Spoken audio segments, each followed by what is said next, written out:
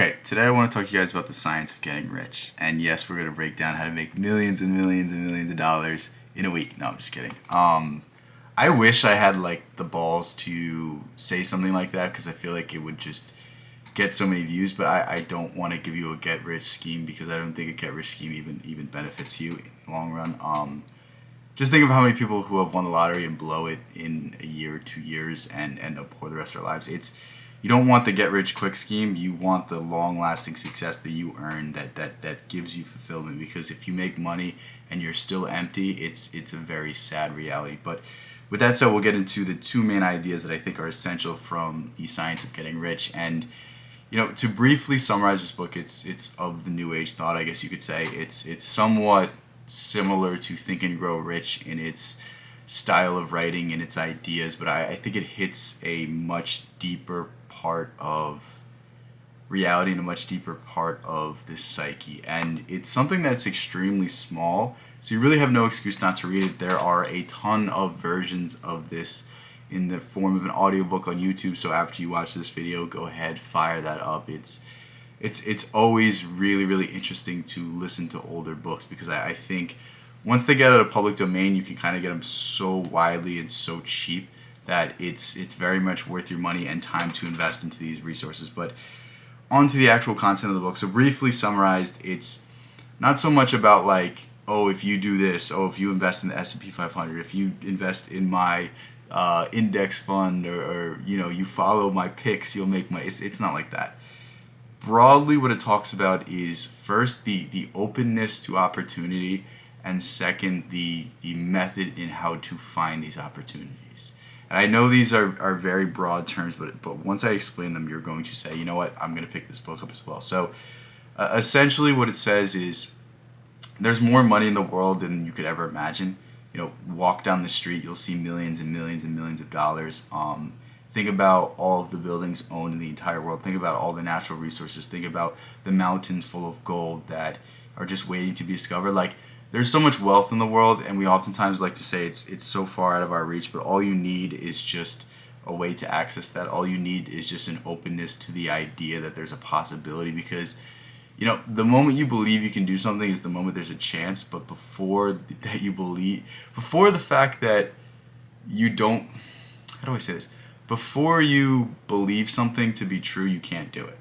I don't know why that was so difficult for me to say.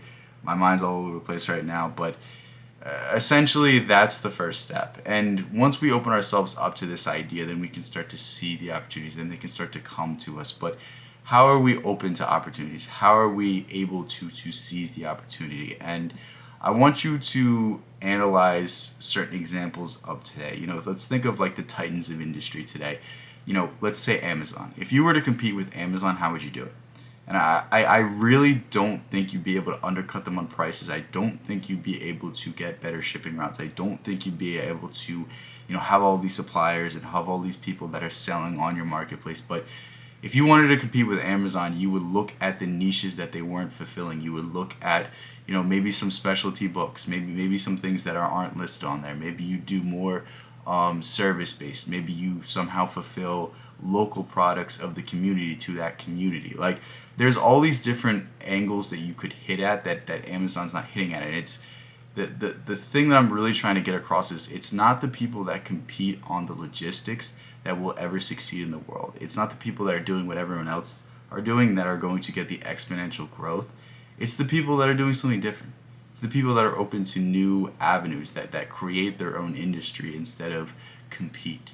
And what I'm really trying to say is you have to create and not compete. When you're creating, you have the opportunity of limitless potential. Your creation is only limited by your creativity. But if you're competing, you're limited by the success of the industry. You're limited by the little niche that you can carve out in that very competitive space. And it's so instrumental, especially today, because think about it, even if you're applying to a job, even if you're applying, you have a college degree, that college degree gets less and less valuable every single year because more and more people have that exact same degree. More and more people have that exact same resume. More and more people have this or this or this. And it's like, if you really want to get your foot in the door at a place, you need something different. You need a leg up. And, I think like having a connection is one thing, but it's also, if you just walk into a job interview and you're so different than every other applicant, why would they not hire you?